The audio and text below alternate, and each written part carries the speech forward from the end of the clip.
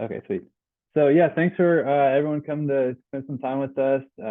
We got some rock stars that just matched really all over the country, and we're excited to have them and to kind of hear all their insights and pearls that they learned along the way. So the first 30 minutes we'll have kind of the main panelists with Emmanuel, Dylan, Colette, and Edward, and we'll kind of go through some of the questions that everyone submitted. And then after that, we'll do breakout rooms, and y'all are free to jump in whichever rooms you want and ask whatever questions you want. And if you have any trouble getting to any of the rooms, I'll hang out in the main lobby and kind of help y'all get all sorted. And then we'll record the main panel session just in case anyone has to jump off or anything, and we'll have it uploaded to the YouTube probably tonight or tomorrow. And then if you haven't already joined the email list, I'm gonna drop the link in the chat. So that's way to kind of stay up to date with the events that we have coming down the line. So without further ado, I'm gonna let the main panelists kind of introduce themselves, and then we'll kind of jump right into it. So Dylan, you want to kick us off? Yeah, I can go first. So my name is Dylan Wood. I'm doing a preliminary year for UK medicine and doing 3 years in Miami for PM&R. And I'm currently at UK College of Medicine.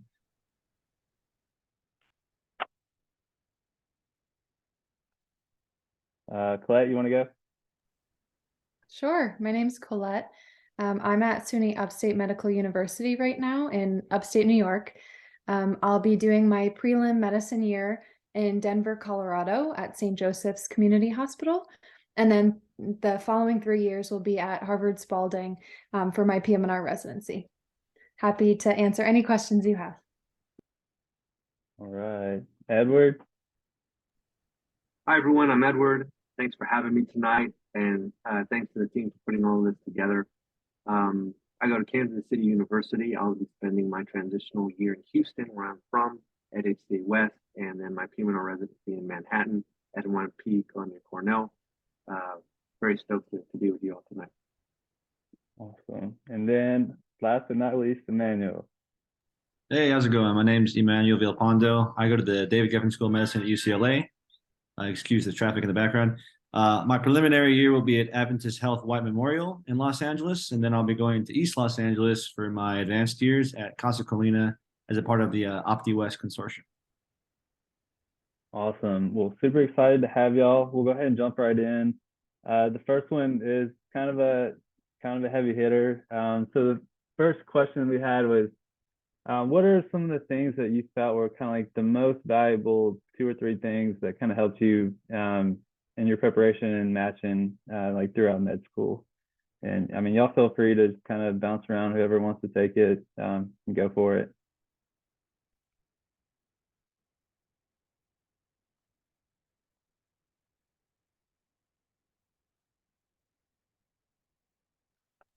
I suppose I'll start, and I'll be quick so that everyone has a chance to answer. So everyone is different. My strategy was to reverse engineer my way to where I wanted to go.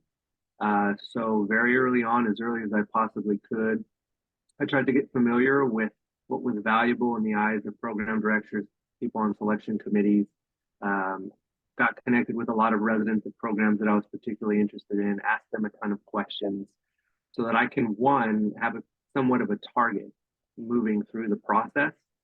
And then from there, doing things that I felt were relevant to being successful for what I aim to do. I know that's very general, but I think that that kind of applies. You have to set some sort of a goal and know what you're shooting for. And then the criteria, different programs value different things. I feel like I did the things to get to where I wanted to go. It worked out, but that's probably what I would submit. So I could probably add that I didn't always know like what my specific end goals were, like Edward may have. So like you're very structured, Edward, and I hope to be that person in my future. But a lot of the times I like felt like I was sometimes just figuring it out along the way. But this may come off a little cheesy, but I think that if you follow your passions and you follow your interests and you have things that you really find are fun for you, Like, for example, a huge theme, like in my residency interviews, was my involvement with community service, and also my involvement with like the art, the creative side of me. And I kept that going all throughout medical school. So I think if you're able to follow your passions throughout medical school, that will come through in your interviews, and it will lead you down a path that will align with a residency program and a future career that also holds those same values as you. So also general, but I think that's worked really well for me.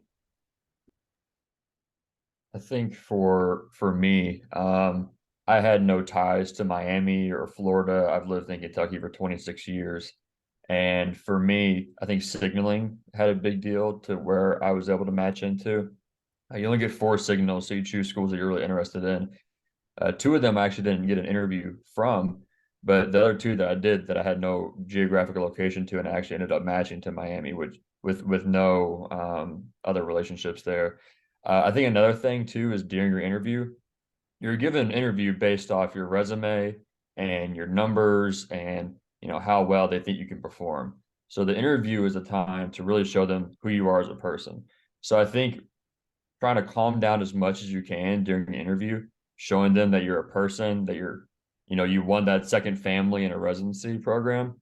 I think that's really big in going to where you want to go, because they know you're smart already. Otherwise, you wouldn't be here. So there's no need to tell them how smart you are or how interested you are in various things. It's more of, I think, what can I provide not only in the hospital but also outside the hospital. I think that helped me a whole lot too, and I'm sure other people would agree with that. To add on, I'd say too, it's that, you can read about a specialty, but until you're actually in there and do some kind of a rotation, you don't really know what it entails or what it's like to be a part of that. So I would say, like, early on, if you're decided on PM&R or you're still kind of open and want to see what's out there, find mentors early on. Start doing shadowing experiences or do rotations early on, just to get a sense of what does a typical day look like? What kinds of personalities do you tend to find in certain specialties? And do you feel like the culture of a certain specialty is something that meshes well with how you want your future practice to look like? So I think definitely early on, try to get rotations in, even if it's just shadowing, just get some experience and really see what the day-to-day is like for a specialty. That's like a perfect segue into the next question, which was like, what are things that y'all did early on to get exposure to PM&R, especially at schools that don't have like electives during your 3rd year, and you can't do a PM&R rotation until 4th year starting. So what are some things that y'all did early on to kind of get involved and show interest in PM&R as well?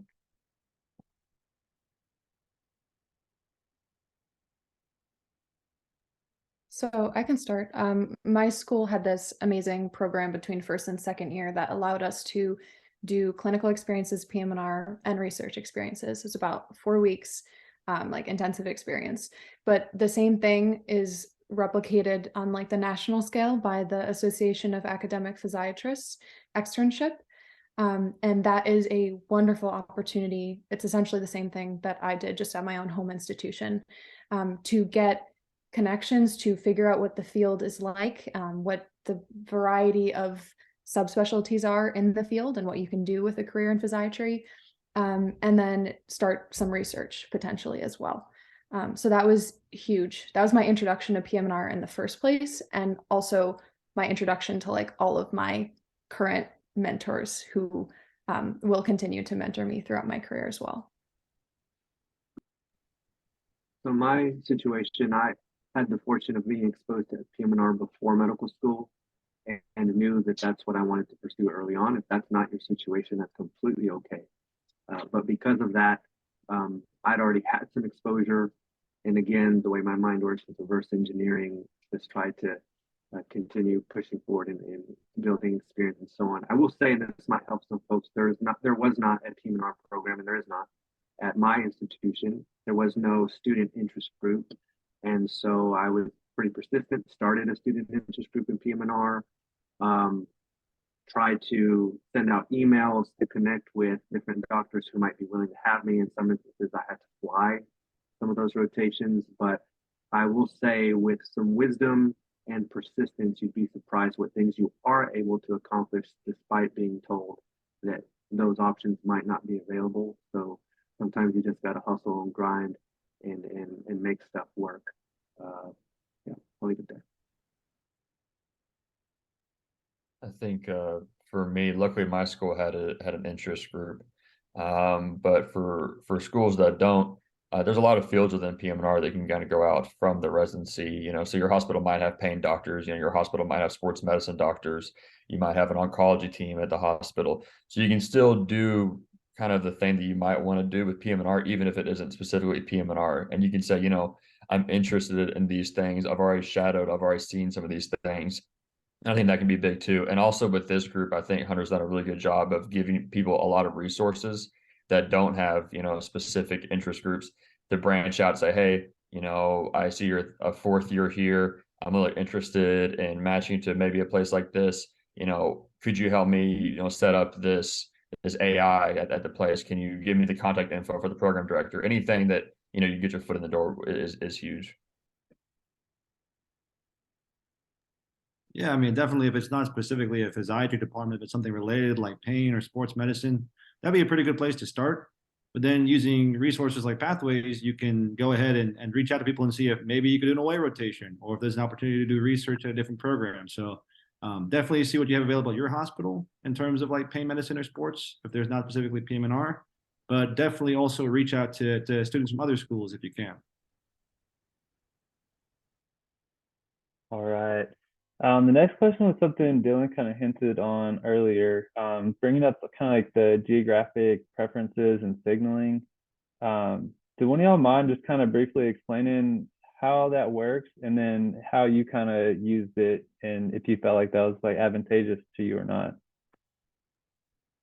I guess I can start since I kind of already talked about it. So I guess the way I kind of applied, which if I had to do it again, I don't know if I would apply the way that I applied. So, but basically when you get your supplement application, it has all these random kind of geographical locations that group like 5 or 6 states together. And you choose the geographical distribution where you would most likely want to work in, not have to work in, but most likely to. So I basically drew a line from Kentucky and applied below.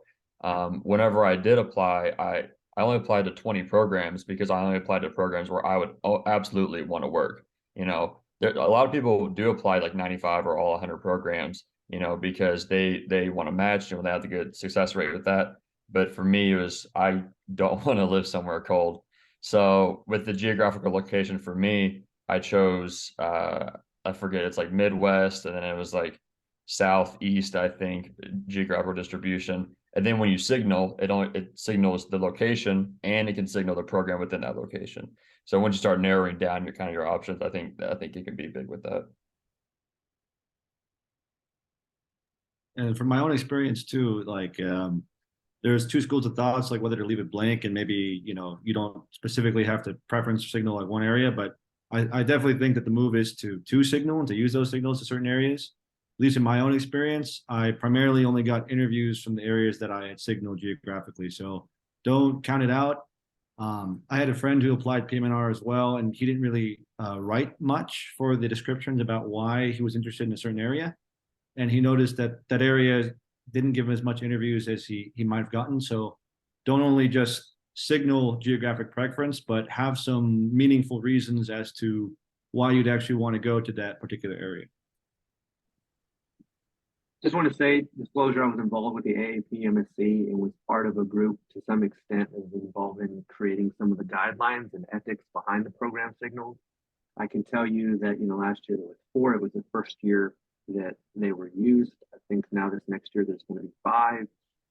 And the problem with program signals is that despite all the guidelines that exist, not every single program has subscribed to the same method of using. So there's this confusion. You signal your home program. Some say, well, no, my program told me not to. Others said, no, you should do it so that you can make sure that they know that they're interested. And I think that some programs are going to use them in different ways. Some programs put a lot of stock in those program signals, and they can be a way to get you an interview at a place that maybe you otherwise would not have been able to. But some programs don't care about them at all. I ended up not realizing that my program was my number 1 until like November of interview season. I didn't even signal them. I didn't do an audition there. There was really no connection between myself in that program, and I know that their PD doesn't really value those program signals that highly. So, you know, just understand that for the next year, probably 2, maybe even 3, we're going to be in an experimental phase. But there is great benefit, like Emmanuel was saying, to using them to your advantage so that you are telling programs, hey, I am interested in you. I have a limited amount of signals and I want you to know I'm interested in you. So certainly not going to hurt, may not help you, but certainly not going to hurt, in my opinion. I think what everyone said is golden, and I don't have anything like technicality wise to add to that, but I guess I would just say that one of the first deadlines that you're going to have when you like write out your, if you use like Excel or whatever calendar you use, one of the first deadlines for the start of your app season is going to be that like supplemental app. So you want to know when that is so that you can have a plan for your signals by the time that it already comes out. Because I have to say that caught me a little bit by surprise initially. I was like, oh boy, I have to signal all these programs. I don't even know about them. I haven't like I know generally about them. Like I've read their website, but I haven't interviewed with them yet. So I don't feel prepared to signal them yet. But you have to, right? So you just do the best you can, talk to as many people as you can, and then make the informed decision at that moment for which programs you'll signal. And like Edward said, you may end up at a different program that you didn't anticipate is going to be your favorite, but you just do the best you can with the timeline that you have. Awesome. The next question is kind of a similar kind of thought process is when you're applying to these different places, did y'all use different personal statements for different places, or did you use similar personal statements for everywhere? And what was your kind of thought process behind that? I used the same structure, like the same story, because it held true throughout all of my personal statements. I did include a customized paragraph for schools that required it, or for my top like 5 schools. So, and I don't know, you know, I'm not on the admissions, so I don't know if that's like the right thing to do. That's just what I did. And I think it worked well for me. I know some people have also said that, you know, if you're applying to like just 20 programs, some people say, well, you know, maybe include that customized paragraph for each program you apply to if you have that few programs you're applying to. So I've heard different things. I chose to go with like the top 5 plus the schools that required the paragraphs. I'll tell you that the application in general looked a little bit different for the year before us than it did for us, and it might look a little bit different for you than it did for us. And I only mention that because it's relevant to whether or not you would include a section and so on. But to get to the point, to answer the question, I know some folks who wrote a different personal statement for every single place they applied to, and they got to where they wanted to go. I wrote one personal statement, and I indicated or communicated no such preference in my personal statement. That being said, if you want to do the extra work, as personal as you can make it is always going to work to your advantage. If that for you means including in a personal statement, great. For me, it was a lot of away from the application connection with the program and resident. If you feel like that's not your strong suit or those types of connections, interactions aren't available, then any place you can on your application, you can say, hey, I'm really interested in you and you're a good fit, would certainly encourage that.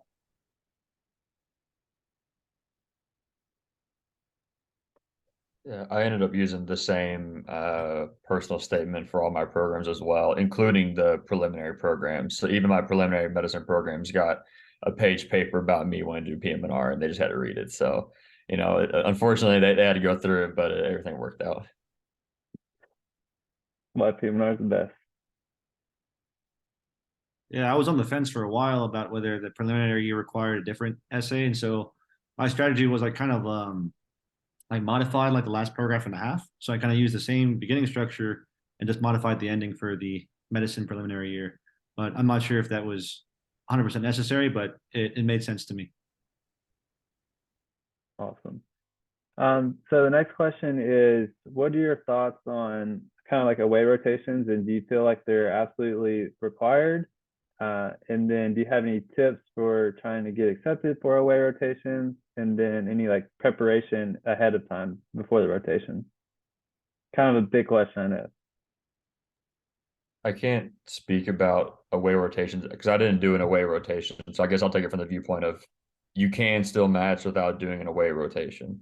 It is possible. It's more possible if you have a home program, it makes it a little bit easier. But I didn't do any away rotations at that time. Unfortunately, kind of whenever I went into the application process, I had the mindset of, oh, I'll just stay at my home program. I'll just stay at my home program. And then kind of the more interviews you have and the more research you do, you find all the options out there as well. So I didn't do an away rotation myself. I did my acting internship here, and that's the only rotation that I did. So I didn't do any ways. It's possible to match without one, but it definitely helps to have a few.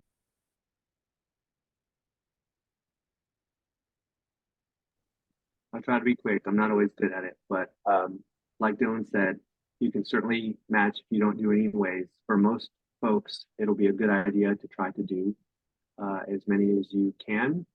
I ended up ranking a program #1 and matching there, and I didn't do an away there. So definitely possible to accomplish that. As far as aways go, and preparing for them, we'll try to answer it really quickly. Sorry. So I think that there's a general strategy to be used. The match is a numbers game. So you should try to, this is what I was told, if you can, try to do an away at a place that is a reach program. Try to do it in a way at a place where you feel like you have a lot of relational equity, aka you're more than likely to match there because they know you, you know them, all those kind of things. Try to do in a way at a place with a high number of residents, so like eight residents. Some programs only have 2 residents. That's only 2 spots. So even from a mathematical perspective, you're more likely to match into the away where there's more slots. So if you can do at least one that has a lot of slots, that can be helpful. And also remember that aways are a double-edged sword. If you're like me and your first 2 years of medical school weren't the best, but then you got in the clinic and you felt at home and everything was great, you could really show off your clinical skills, your communication, all of that, and wonderful. You want to go to your program, those programs, and show them, hey, I'm different, I can contribute. If you still feel a little clumsy and not that confident, remember that could work against you. You go in there, you can't really talk to folks that well, you're not able to really perform in a way that really allows you to shine, then it's okay. You can probably still match there. You don't have to do an audition there. And the last thing I'll say is aways are not always just about you performing and trying to look good. It's about you assessing the program as well. I had an away at a place that is world renowned, and I ended up not liking the program. I just didn't, and I wouldn't have known that unless I had done the away. So those are the few things I would share before it takes so long. And I think that throughout the interview process, some of the questions too were like, what brought you to PM&R, of course. And to be able to have experiences having done rotations was essential for me to be able to explain what I liked about the specialty, what specialty experiences were meaningful to me. So if your home institution doesn't have PM&R rotations available, I think you could do like pain or sports to get some exposure, but I would highly recommend doing an away rotation just so you can have that real experience of having worked in inpatient, outpatient PM&R for several weeks. So if you're lucky enough to have it PM&R programs at your home, then maybe the away might not be as necessary. But if you don't have a home rotations available for you to take, I think the away rotation becomes that much more important. I did 2 away rotations, which I felt like was the great number for me. I also can understand not either having the time or the financial ability or just not wanting to do an away rotation or not thinking that's best for you. But for me, 2 was great. 2 is something that my wallet could handle. And I really found great value in both of them. And I've also made mentors through both of them and experienced, like, for example, my home institution. I might be interested in SEI. And so my home institution has a great SEI program, and I wanted to see, do I like the professors, I like the docs that I work with at my home program, or do I like SEI? So I tried an SEI rotation for one of my away rotations. And then for another away rotation, I did a TBI rotation. And so it was a opportunity for me to see PM&R in a different setting, and see the subspecialty in a different setting. And also to try out, do I want to live in Boston? Like, is that someplace that I could see myself being? And also, you know, do the residents seem happy here? It's another way to interview, right, the programs themselves when you get there. Just like Edward was saying, it's a two-way street. And so that was really valuable for me to see. And I came out loving both of the programs I did and ranking both of the programs I did my aways the highest. So I felt they were really valuable. In terms of preparation, I read a lot of books, like The Secrets to PM&R and then the Schatzer. And so those were like more the didactic type preparations. But I think the most important part is just showing up, being enthusiastic, showing up early, always asking what you can do to help, right? Like those basic things, I think that's the best type of preparation that you can do mentally going in. Awesome. The next question, we probably have time for one, maybe two more, was how valuable do you feel having like a social media presence is, and how can you kind of use social media to your advantage?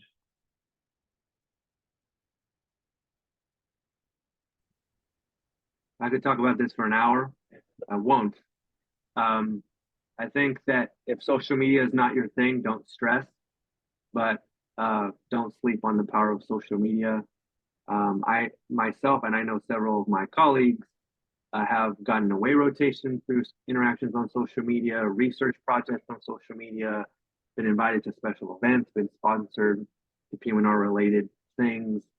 And so there's certainly we could talk for a long time about etiquette, the right way to do it, how to network and how you interact and all those kind of things. But suffice it to say that it is a powerful tool and worth investing time learning how to use it. Also, especially on Twitter, because I treat Twitter as a thing, attendings are incredibly approachable. And it's a great way to connect with programs to start to build that relational equity. So I'll leave it at that.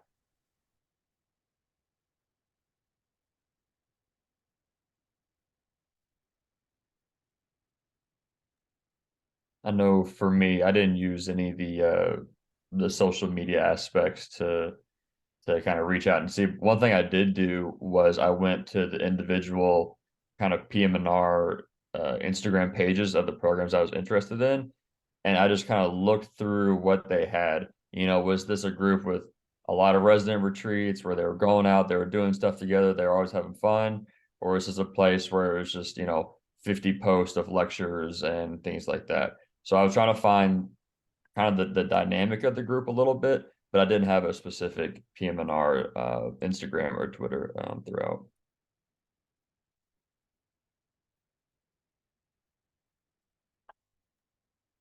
I do have and I do use Twitter. And I'd never had before learning that it was a thing in PM&R. And I found it really valuable and a really great way to make connections. And also, like when you go to conferences, you like walk by people and you like point at each other. You're like, I've seen you on Twitter. So it's fun. It's a great community to be a part of.